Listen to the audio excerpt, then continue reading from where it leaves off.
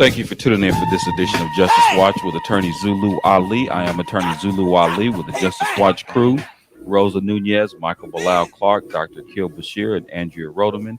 This week, like every week, I'll be discussing critical legal and social justice issues that are impacting our community. This week, we'll be discussing the the issue of the Roe versus Wade debate over abortion, and we'll also be discussing the recent mass shooting in Buffalo, New York. So I'm going to begin by talking about the issue of Roe versus Wade. Roe versus Wade actually is a case that began in 1970 when um, a woman by she used a fictional name. She actually used the name Jane Roe in order to protect her identity. Her real name actually was Norma McCorvey, and she basically filed or started a federal action against Henry Wade, who was the district attorney of Dallas, Texas. And the issue concerning the lawsuit was that um, she was suing over a Texas law that required or that prevented a woman from having an abortion, except in issues where it was life threatening, where uh, the woman's life was at issue if she was in fact had the abortion. So at any rate, so this case was heard ultimately by the U.S. Supreme Court. And when it was heard by the U.S. Supreme Court at that time, I think it was a split decision of 7-2. And in the decision, uh, and the argument was over, and let's just understand the legal aspect of it. The legal aspect of it is about due process, about the 14th Amendment as it applied to states. They're saying that the state laws were vague and ambiguous, and that the and that it was a fundamental right, the right to privacy, to not allow a woman to have an abortion. The U.S. Supreme Court, in a split decision of 7-2, agreed with Jane Roe, and there is born, the Roe v. Wade decision. There's actually been repeated challenges since that time to Roe v. Wade, which in many cases have to a certain degree narrowed the scope of it, but no, it was never overturned. I know in 1992 in the Planned Parenthood versus Casey, they established that restrictions on abortions were unconstitutional if they place an undue burden on a woman seeking an abortion before the fetus is viable. And it seems that, I guess, for all practical purposes, this Roe v. Wade thing has just been, just a big issue. I mean, for years, for decades, probably for the last 50 years since Roe v. Wade. I think that the right now what's on the table is it's actually being challenged again. And what the Supreme Court, there was actually, I believe it was Justice Alito, had something that was leaked that showed that the court is basically poised to strike down abortion rights enshrined by Roe v. Wade and Planned Parenthood versus Casey. And he noted basically in his decision that, um, I mean, for the most part, he's just saying that basically it's about time that we strike down Roe v. Wade, and I guess get out of the whole idea that a woman having an abortion is a constitutional right, which he clearly disagrees with. He don't think that that's a constitutional right for a woman to be able to choose to have uh, have an abortion, right? And the whole idea of right to privacy.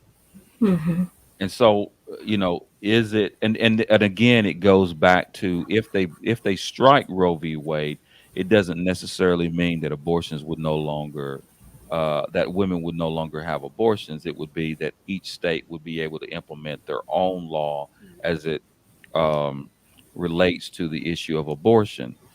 What right now it looks like there's at least more than 25 states that are poised to put in strict abortion laws. I mean, pretty much outlawing abortion. And there's actually probably about 13 or 14 states that have what is called trigger laws, meaning that basically as soon as a decision is made on Roe v. Wade that may um, restrict or prohibit any restrictions that states place on it, that they're poised to just get rid of abortion rights altogether. So I guess first of all, I guess the first argument is this really a legal argument or a legal um, analysis, or is this more politics? And I'm going to go to Rosa, and then I'm going to go to Andrea. So, how do you feel about that, Rosa? I love that you brought this question up because Yeah, I I'm getting a definitely. lot. I'm getting a lot of feedback on you. Can you hear me? I can hear you. There was a lot of feedback that's coming through. Okay, let me just put it closer. So I like that you asked this question because I definitely do believe that it's a matter of politics. I think that when you mention that he states that it's not a constitutional right, the reason why he mentions that it's not a constitutional right is because it's not explicitly stated in the Constitution. I think that this whole issue of Roe v. Wade is more of a distraction issue, and it could provide groundwork to overturn other privacy laws. We think about Justice Alito, right? He was appointed by Bush. Mhm. Um, and I think that by saying that abortion is not legal because it's not explicitly stated in the Constitution, would give states the power to decide, right, what is a right and what isn't a right to abortion. I think that when we think about the Trump presidency, Trump worked closely with Majority Leader Mitch McConnell and other Senate Republicans to reshape the federal judiciary. A vast number of federal peer court judges are appointed by Trump in his 4 years. He actually appointed 54 federal appellate judges in 4 years, one short of the 55 Obama appointed in twice as much time. Mhm. He appointed overall 226 federal appeals court judges. Trump flipped the balance of several appellate courts. Not only that, but he is a president that has appointed more Supreme Court justices than any other president since Ronald Reagan.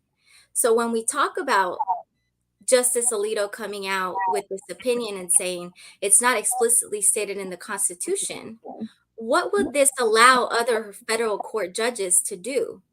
To interpret cases, perhaps, um, as determining what is and isn't a right? I think that this is definitely politics, and it's playing to the fact that Trump packed courts, and the more they're able to give states the leniency and um, the discretion of what is or isn't a right, would definitely allow them to move forward in the election and with all of the policies that they intend to pass at a court level. Wow, interesting. That is interesting. I'm gonna let you chime in on that, and then I can. Well, shoot, I really don't have much more to add. I 100% agree with what Rosa said. 100%. It is all politics. When it comes to Roe versus Wade, I've always been. Oh, I'm sorry. I've always been. I don't understand how what I do with my personal body, my choices, how is that anyone else's business? How is that affecting anybody else? Mhm. And so, on that later level, trying to go, going away from the politics of it, Mhm. it's just another way of control. And I do believe too that a lot of the reason that this is going on now is Mhm. because of the population that is actually doing the most of having the most abortions and I believe that that is scaring some people. Mm, Um, I know we're not going into that aspect of it, but you know what I'm saying. I think that that's making people nervous. So if I can control abortions and who's able to get the abortions, then I can get my race to still be here and be okay. mm-hmm, Because we're not the ones doing it as much as other races. mm. Yeah, I mean, I think that when we look at the issue of the interpretation of the Constitution, and when we start talking about the issue of fundamental rights, and the earlier courts who had made decision or had interpreted what fundamental rights are, like for example, they're saying that um it doesn't specifically say abortion, Right. but it's just like the right to bear arms. I mean, it doesn't specifically say guns either. So what if I was to say that it didn't mean a handgun, or it didn't mean a semi-automatic, when the right to bear arms meant something other than a firearm? I mean, could I Mm, make that argument? Since you know what I mean? I mean, if you're piercing words, and I think that in the idea of right to um a right to privacy, as it relates to the issue of an abortion and a woman's right to choose, I mean, they completely flipped it. yeah. At least he did, as far as what he's being stated in his opinion. But anyway, but I'll weigh on that on the other side of the other side of the break. Please do not touch that dial. We'll be back with Justice Watch. Do you have a great idea for a radio show but have no idea where to start? Or have you been hosting a podcast for a while and want to take it to the next level? If so, you need the Gab Radio Network. To host a show on the Gab Radio Network, all you need is your voice, and we'll handle the rest, from technical engineering to full-service audio production and much more. Every show on the Gab Radio Network can be heard on our station on the TuneIn Radio app. Plus, we put all of our shows on our satellite, which is accessed by over 5,500 stations. And here's the best part. You can host from anywhere you want. There are many means to connect to the Gab Radio Network remotely, and our staff of highly trained engineers and producers will make you sound like you're right here in studio. So, if you want to be on the Gab Radio Network, the same network that hosts the Small Business Advocate, Radio MD, and The Federalist, send an email right now to sales@gabradionetwork.com. That's sales@gabradionetwork.com. Nubian Pictures presents a CCM Films production documentary entitled Purpose and Freedom. Keep your hand on the plow. This emotional and strong documentary tells the story of African-American lawyer Zulu Ali seeking justice and his purpose as a lawyer, while crossing paths with Araceli, an undocumented immigrant from Mexico who is seeking her freedom. Together, they help discover their purpose and freedom in each other. Watch this incredible film today from iTunes Movies, YouTube Movies, Amazon Prime, and Google Play Movies. Learn about the cast and crew, links to purchase, and more at purposeandfreedommovie.com. Purpose and Freedom. Keep your hand on the plow. Available now. Rated G. I did not feel safe. That's why I decided to come to California, because I didn't feel safe in Mexico. It's kind of like the system, and if you go outside the system, then it becomes a struggle. Are you an immigrant seeking defense representation and are looking to protect your rights? Or maybe someone who is experiencing an injustice or discrimination and need a lawyer you can trust? Well, that's exactly why you need the help of award-winning trial lawyer Zulu Ali. The law offices of Zulu Ali provides immigration defense representation for those seeking justice and looking to protect their rights. If you or a loved one needs professional legal advice and representation, then contact Zulu Ali. Zulu Ali's firm focuses on criminal law, family law, civil and personal injury, and international law. Zulu Ali is a former police officer and U.S. Marine, so you know you're in good hands, serving all of California and immigration cases nationwide, representing victims and suspects at the International Criminal Court at The Hague. Call Zulu Ali today at 888-682-3049 or visit ZuluAliLaw.com.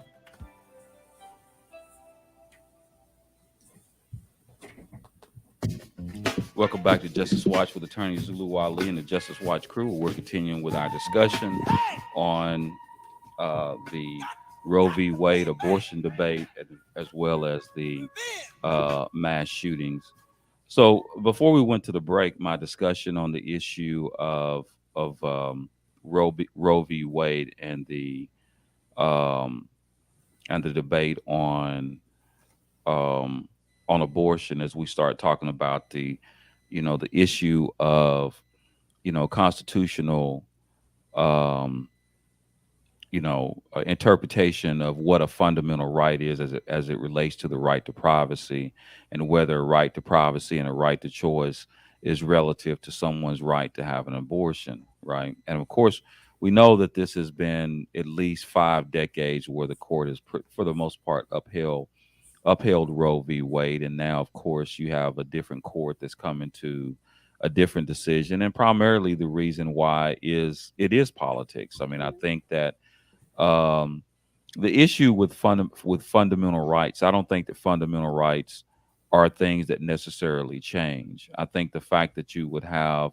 a court that at a later date would suggest that for the last 5 decades that the court got it wrong, and a woman's uh, right to privacy includes a woman's right to choose as it relates to abortion, seems a little bit disingenuous. Why now?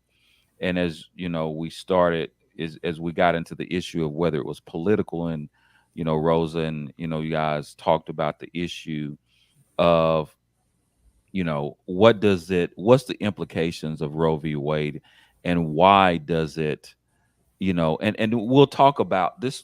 Let's we'll and I think that there's a relationship between the mass shootings that are going on and the issue of Roe v. Wade. I think from the perspective, because the whole idea is, you know, uh, the right to life, Mm-hmm. right? That is really the underlining argument of the Roe v. Wade, is the right to life. Uh, but as I've just recently heard, is that these so-called right to life people, they don't care nothing about life after you're born, right? You're Mm-hmm. born, you don't really hear much about it. Yeah. So, and now when you're thinking about issues relative, you don't really see much of a public outcry when it comes to the issues of these mass shootings, right? So now Mm-hmm. what's happening is you're having these mass shootings, like we just had, yesterday, um, for that happened in Buffalo. And for those who do not know what happened, a gunman heavily armed with tactical gear opened fire in a Buffalo, New York supermarket, leaving 10 people dead and 3 others injured yesterday, making it the deadliest mass shooting in the U.S. in 2022. Peyton Gendron, an 18-year-old white male, was arraigned on murder charges where he pleaded not guilty. And there was a 180-page document that was written by this person, who described a planned mass shooting similar to what just occurred, including the writer's goal of killing as many black people as possible. 11 of the people shot were black and 2 were white. It also detailed a conspiracy theory known as the Great Replacement. You hear that? Yep. Let me Mm-hmm. say that one more time. The document also details a theory known as the Great Replacement. In the document, the writer describes himself as a fascist, white supremacist, and racist. Uh, they're looking at the issue. Um, but anyway, let's talk about that. The Great Replacement. What is that? What do you think he means by using the whole idea of Great Replacement, and does that um, relate to the issue of abortion, and does it, and if so, how? Rosa. From what I understood, the theory itself kind of points at the fact that people that are coming from other countries are taking over the opportunities that people that are white could very well be partaking in, and that they're being provided with resources that people that are already here have not been provided. That's what I understood from it. That what Say that one more time. The resources are not being provided. What do you mean by that? That per se, people that come here from other countries or that aren't born American citizens are provided with help that people that are already living here are not provided with. Mhm. Yeah. Is that what you think? I think that may have a little bit to do, or may have something to do with it. I've heard that before. Actually had a debate with an instructor many years ago about something like that, saying that we were talking about financial aid and different things that we experience and different. He called them privileges that we actually have. He said there's actually black privilege. There's no such thing as white privilege, but that was a whole nother story. But in regards to the great replacement, that was a terminology just now that I've never heard that before. But to me, if you're going through and you're feeling like I can go take these lives, I guess what he's making room for for some his own, for more white folks, or let's take black people out, and so that they can replace. I mean, so the white folks can replace them in jobs and positions and things of that nature. I'm not really sure the mind of a supremacist. Yeah, I mean, I think that when you think about the whole, I mean, there's a couple things that I think how that the great replacement.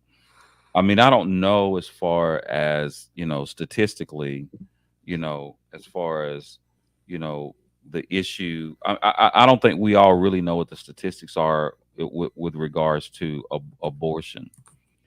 Um, the question would be, in light of the fact that we realize that there's so many issues that are addressing, there's so many problems that we have as it relates to race. The question would be, is there um, an argument or a concern about the demographics of this country as it relates to abortion? Is that a possible issue? Yes. What do you think, Rosa? I mean, it does seem like abortion rates have dramatically increased as of 2017. Mhm. According to the Guttmacher Institute, 13.5 per 1,000 women. So the argument of we're trying to overturn Roe v. Wade because there's more abortions, that's where it goes to. As far as it being a race issue, I know that it's definitely something that affects disproportionately women of color. Yeah. Yeah, I mean, it's an interesting situation when we talk about, um, how it's funny how they've clinged on to this whole issue of of the right. So let's just go back, and I'm going to start playing devil's advocate. Let's just say that there are those who are extremely concerned about the issue of, you know, the right to life. I mean, you balance the right to a life versus the life of a woman who happens to be pregnant. Is if you balance them, is there a viable argument that would suggest that when does a fetus become a person? Is that a legitimate argument? Hmm? You mean the debate as Like what so, makes a fetus an actual living? well, they use the word viable. When does it Okay. become viable? In other words, when is it living? When is it an actual human? So the question is, are they killing? When does it become a human? Well, I know that for Christians, life begins at conception Mhm. or attachment per se. Right. So it's a very slippery slope because even if you think that way, what do you do with contraception that prevents conception? Okay. Right. Well, we're gonna start right there when we come back on the other side of the break. So please do not touch that dial. Yeah, that's a good one. I'm mad. Got to get back. There's a new nationally syndicated radio program that's sweeping the nation, and you don't want to miss it. Justice Watch with attorney Zulu Ali, the voice of justice for the people. The focus of Justice Watch is to provide an honest analysis and viable solutions to the criminal and social justice crisis in America and the world from a Black, brown, working class, and socially disadvantaged perspective, and to motivate listeners to be informed and part of the solution. Zulu Ali is joined by the Justice Crew, consisting of Rosa Nunez, Michael Clark, Dr. Akil Bashir, and Charito Ali to tackle the most pressing issues. Host attorney Zulu Ali is a former police officer, U.S. Marine Corps veteran, and an award-winning trial lawyer who focuses on representing persons accused of crimes, immigrants, victims of discrimination, and persons seeking civil justice. Find out how to listen to Justice Watch with attorney Zulu Ali at justicewatchradio.com. Nubian Pictures presents a CCM Films production documentary entitled Purpose and Freedom. Keep your hand on the plow. This emotional and strong documentary tells the story of African-American lawyer Zulu Ali seeking justice and his purpose as a lawyer, while crossing paths with Araceli, an undocumented immigrant from Mexico who is seeking her freedom. Together, they help discover their purpose and freedom in each other. Watch this incredible film today from iTunes Movies, YouTube Movies, Amazon Prime, and Google Play Movies. Learn about the cast and crew, links to purchase, and more at purposeandfreedommovie.com. Purpose and Freedom. Keep your hand on the plow. Available now. Rated G. I did not feel safe. That's why I decided to come to California, because I didn't feel safe in Mexico. It's kind of like the system. And if you go outside the system, then it becomes a struggle. Are you an immigrant seeking defense representation and are looking to protect your rights? Or maybe someone who is experiencing an injustice or discrimination and need a lawyer you can trust? Well, that's exactly why you need the help of award-winning trial lawyer Zulu Ali. The law offices of Zulu Ali provides immigration defense representation for those seeking justice and looking to protect their rights. If you or a loved one needs professional legal advice and representation, then contact Zulu Ali. Zulu Ali's firm focuses on criminal law, family law, civil and personal injury, and international law. Zulu Ali is a former police officer and U.S. Marine, so you know you're in good hands, serving all of California and immigration cases nationwide, representing victims and suspects at the International Criminal Court at The Hague. Call Zulu Ali today at 888-682-3049 or visit ZuluAliLaw.com.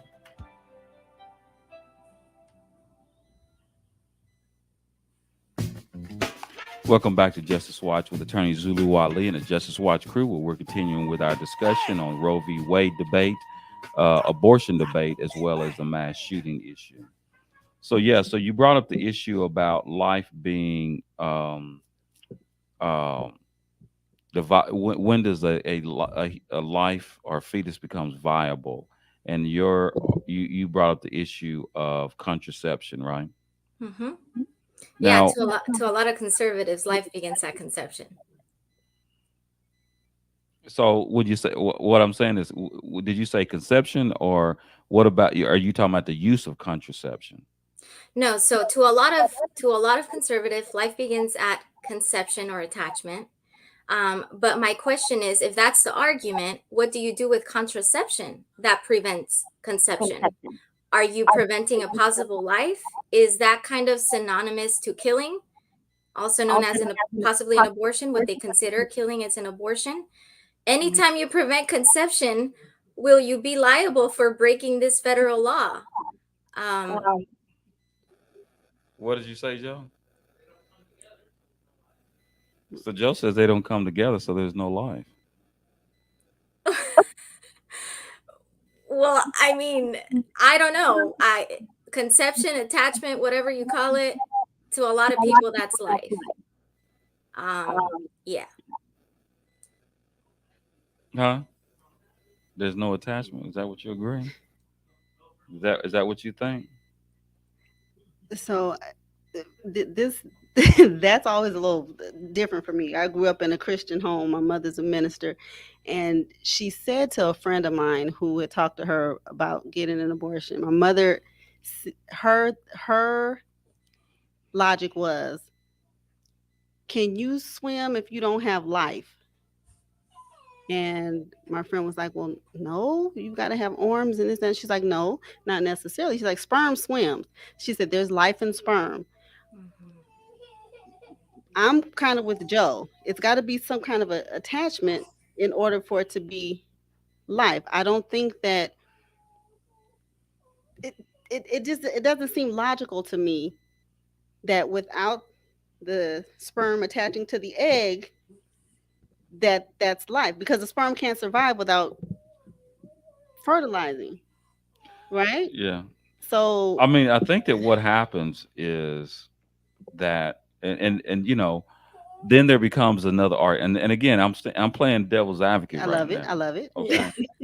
So I think that on one hand, when we talk about the issue of when does conception, well, when does a life become viable? It's, you're talking about a life, and we're saying up on conception, of course. If it depends on what type of contraception you're using as to when, there's, like, you have the morning after pill now. You have all kinds of different things that, that may change that. um Joe says, one step further, should all women always be pregnant so that all possible lives can exist? No. No, no, no. Yeah, because Yeah. it's some. Let me but stop. but one of the things that I did want to uh talk about when it comes to that issue is when you're talking about the issue of contraception. So let's just say, on one hand, and I'm saying that if you want to argue for the um those who are so-called pro-life, they can make, there is an argument about when there is a viable question about when does a life become a life, right? Mhm. But on the other hand, when we talk about the right to privacy as it relates to, you know then could it be a slippery slope, Yes. where when does the court stop making decisions about those types of issues? What is to say that if they overturn Roe v. Wade, that 10 years from now, they may rule out contraception? Mhm. What if 10 years after that, then they, as it relates to any issue, or whether, no matter where you stand on the issue of same-sex marriage, Mhm. what about the Exactly. issue of marriage between people of different races? Exactly. I mean, so in other words, can we say, I mean, what is there a fundamental right, or should the states be able to do that? And that's where the slippery slope falls, Right. because when you leave the individual states to decide, it's the disunity of the United States. You can see how divided we are. Yeah. But think about it, like I said, Trump packed the courts. Who would this benefit if not the Republican Party? At whose Absolutely. discretion is this left to? The courts. Yeah. Yeah, I mean, I think that yeah, I mean, I think that's definitely an issue. It's definitely an issue, and I think that's something that we have to discuss, because I think now, we are, um, are we really? Is it a slippery slope? Or does it really make any sense? Because, in other words, it doesn't make any sense unless you got a dog in the fight. Mm. Hmm. If you don't have a dog in the fight, then it becomes a little bit different. I mean, you have a different attitude, or you have a different outlook if it's something that doesn't have an impact on you. What if someone says, well, men can no longer, um, have operations that would prevent them from being able to, um, Vasectomies, yeah. take it, and someone says that makes no sense because he should have a right to do that. And so is that a far-fetched comparison? I don't I don't think so. I think, like I tell you, it's leaving it up to the discretion of the states, and not since the days of Jim Crow, when some states segregated African Americans in public places and others didn't, have the rights of Americans been so clearly differentiated by states as they will be if the Supreme Court overturns Roe v. Wade. And It, so, is it really a issue of states' rights, or is it issue of how we define the right to privacy? it's an issue of how we define the fact that a justice can say, hey, abortion is not a right because it's not explicitly stated in the Constitution. States can very well use that same reasoning to abolish other privacy laws, which Okay. include what you were talking about, the right to same-sex marriage, the right to marry a partner who you choose to marry. I mean, think about white supremacists. They don't like the fact that there's interracial marriages. Oh, really? So Joe's got jokes today. He says, "Should men be making laws for women?" No. And No, of course. oh, and it says, "I privately killed my neighbor the other day." Oh my gosh. Okay, Oh but my okay, so basically, and that is fine. That's good. So let's just talk about where we start about the constitutional analysis. It says, drawing on the First, Fourth, Ninth, and 14th Amendments, the court said the Constitution protects an individual's zones of privacy. And Mhm. so the court determined that abortions was within a woman's zone of privacy. Mhm. Uh, and so uh, it is ruled that contraception, marriage, and child rearing were activities included in these zones. The court found that the zone was broad enough to encompass a woman's decision whether or not to terminate her pregnancy. Mhm. So when we talk about zones of privacy, since the court has included contraception, marriage, and child rearing in those zones, could a state say, you know what, you cannot use, um, um, you know, country, what is it? The different types of contraception. Whether you're talking about, you cannot in the certain states use, birth control. Yes, there's already trigger laws, like you mentioned in the beginning. I mean, so they're saying that it's not included, but it does not necessarily mean that they've ruled on it, but it doesn't specifically state in the Constitution that contraception, marriage, and child rearing were zones of privacy. But that's how the court has interpreted it. Mm-hmm. So now that you've opened up the court's ability to make a determination now whether those things that are in the zones of privacy, whether they relate Mm-hmm. to zones of privacy, that means that each state can have the right to rule on contraception, marriage, and child rearing. Now, if we're talking about right to lifers, clearly contraception could be something that could be banned, Yes. and clearly issues regarding child rearing could also be banned, Mm-hmm. and marriage. Mm-hmm. So if marriage can be included, if it doesn't have to be a situation where someone says, if someone said that let's just go with the issue. Well, there's whether we're talking about uh, people of different races marrying each other or whatever. If someone comes and they challenge that, I'm assuming there would be other issues that they could use to argue against the constitutionality of it. But it does open it up for debate, Of course. right? Mm-hmm. So I think that that's kind of where the issue is, and even those when we talk about a woman's right to choose and limiting and restricting issues regarding abortion, um, is it really, um, do they have a point? I'm going back again. Do they have a point to limit? Do they have a point when they say, there is a point where you should not be able to have abortion? Would we agree? I would agree. Huh? Yeah. And I have something to tell you after the break. Okay. All right. We'll be back on the other side. There's a new nationally syndicated radio program that's sweeping the nation, and you don't want to miss it.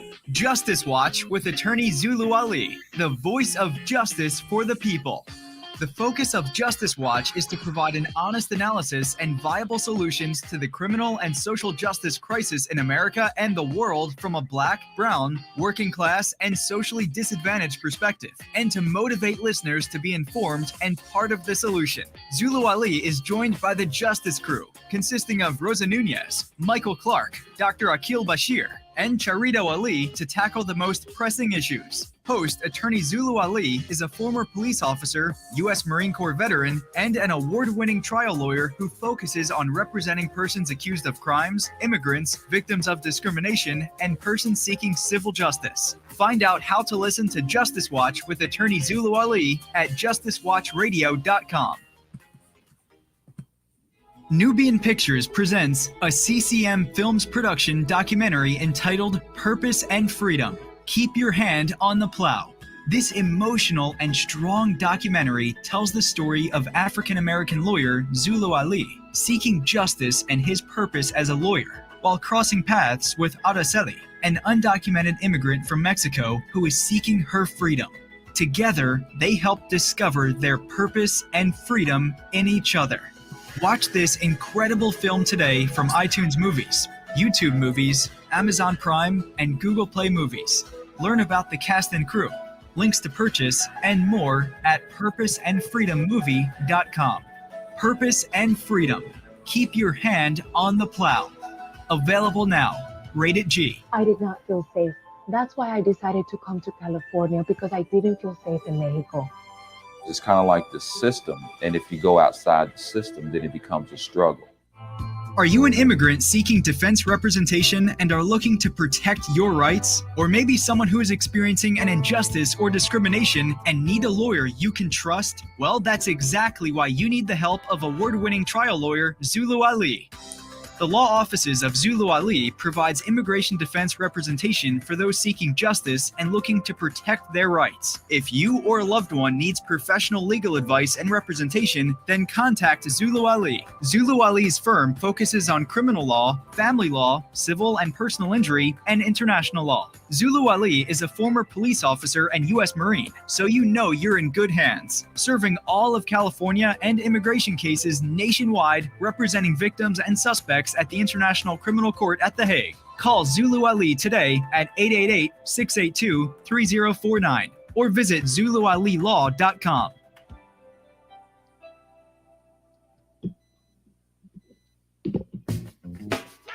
Welcome back to Justice Watch with attorney Zulu Ali and the Justice Watch crew. We're continuing on our discussion about the Roe v. Wade debate and mass shooting. So before we went to break, Rosa, you was going to address one of the issues. What were you going to tell me where you at with it? Yeah. About the whole placing a limit on when women can get abortions, right? I think there's already certain limits that women can't surpass. I mean, according to the CDC, 79.3% of abortions in 2019 were performed at 9 weeks of gestation or earlier. It is recommended for women to not get an abortion later than 12 weeks. Not only that, but like I mentioned before, it's not that abortions are increasing because there's only 13.5 women per 1,000 women are getting abortions. In fact, abortion has decreased since Roe v. Wade and the access to sexual education and contraception.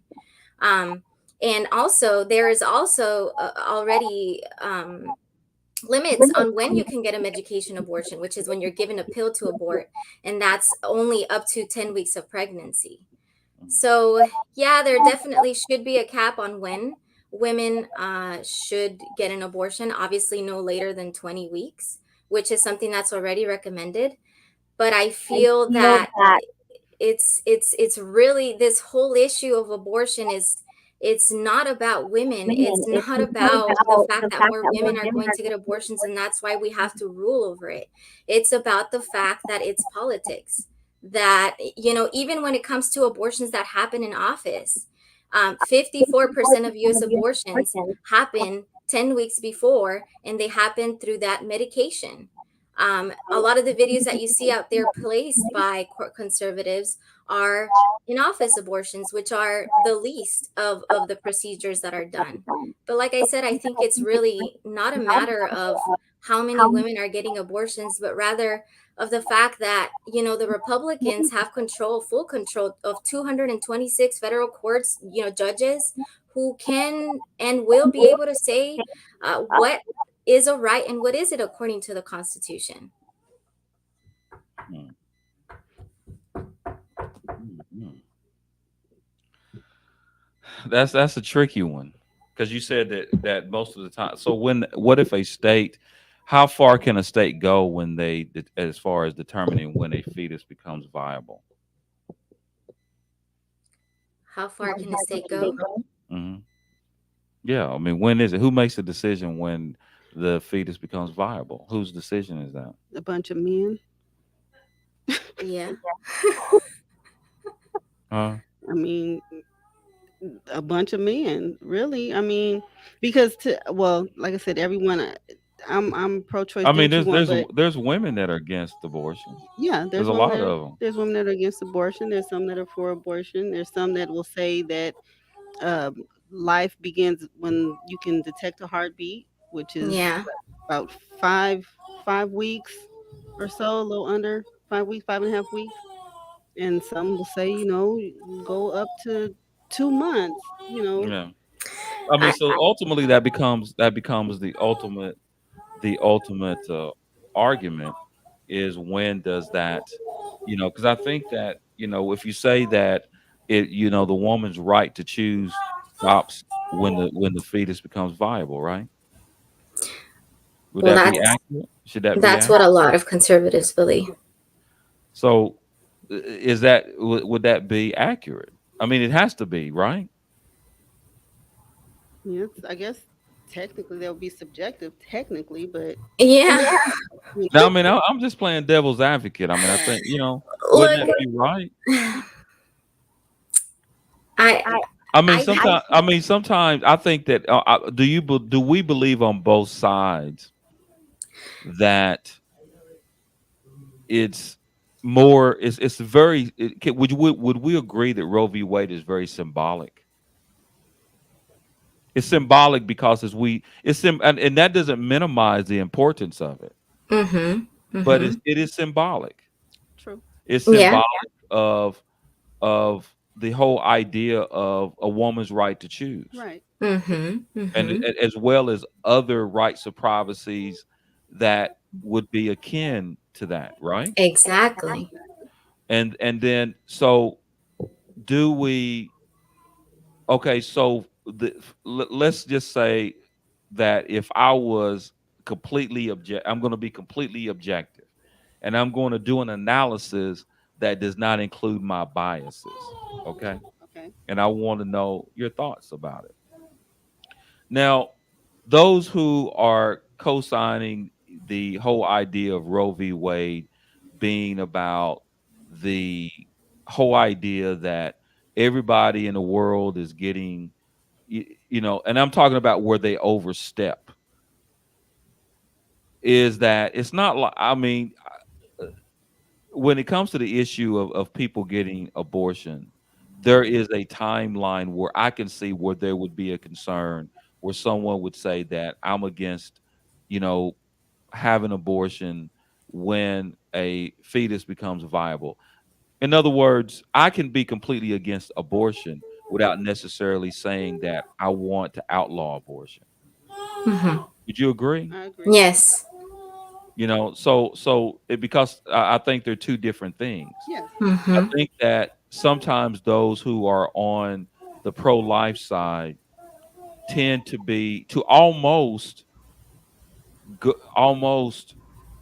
uh argue in a manner in which it's almost personal, Mhm. right? And so the reason why, and then when you begin to start imputing your beliefs to the extent that it's unreasonable on other people, then it becomes an unreasonable argument, Yeah. right? And so a lot of times people tend to make the argument, like many people do, based upon the fact that they truly don't understand the implications as it applies to everyone else, right? Mm-hmm. Because we tend to live in a society where fairness only matters when you're treated unfairly, Mm-hmm. right? That's And true. that is the society we live in, Yeah. right? I would go as far as saying, if I was a guessing man, that many people who are against abortion may have had abortions themselves, may have had relatives and children that have had abortions, Mm-hmm. because you know we know that uh, the only thing uh, worse than not, at least for in my eyes, is being a hypocrite, Mm. Mm-hmm. right? And Mm-hmm. so that becomes the issue on that side of that argument, is Mm-hmm. that it seems that it becomes more than what it really is. There's something else that goes along with that, because it's a way in which politicians can use, they have, and then you have people who are basically, and I hate to use this word because please, I don't want any of my listeners who are for abortions to take this the wrong way, but there's a lot of ignorance when it comes to this issue, and Mm-hmm. politicians use that ignorance Yes. to, there's actually statistics, they would make you think that everybody goes and gets abortion and uses abortion like birth Like birth control, control. Yeah. Mm-hmm. like everybody's running to get abortions like Right. every day. Mm-hmm. That's the way that they would make it seem. Mm-hmm. uh, I don't know, because I haven't done any research on it, so I don't know if that's true, but I don't believe it's true. But what I can say, that if I'm using the balance of what I think would be the best way to deal with it, and I cannot believe we're running out of time because I I really have know. questions, but I would say that I'm not going to disclose my own personal opinion because my right to privacy. But I would say, I would say that people have a right to privacy. Right. I think Yep. you know the language as it is stated does have the issue of viability, Mm-hmm. and I think that when you make a law relative to having an abortion, I believe it stops when the fetus becomes viable.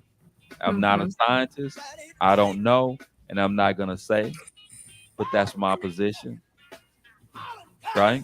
And I'm sticking to it. But anyway, thank you for tuning in for this edition of Justice Watch. We'll see you next week, same time, same place, same channel. And until that time, stay blessed.